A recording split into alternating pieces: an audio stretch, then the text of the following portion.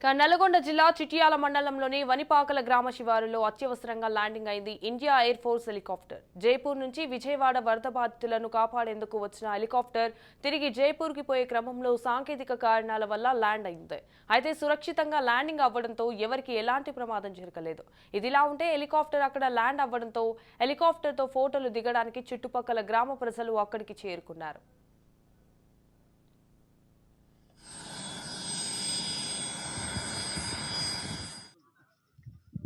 ఇదే మిల్కాడ వస్తుంటే ఊరు సగం వదురు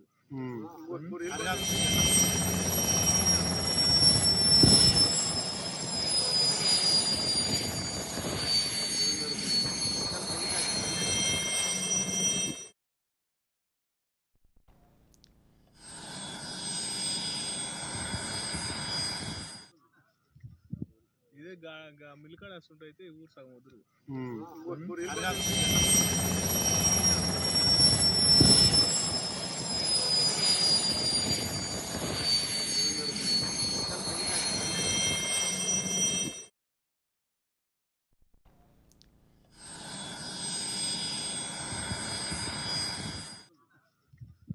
ఇదే మిల్కాడ వస్తుంటే ఊరు సగం వదురు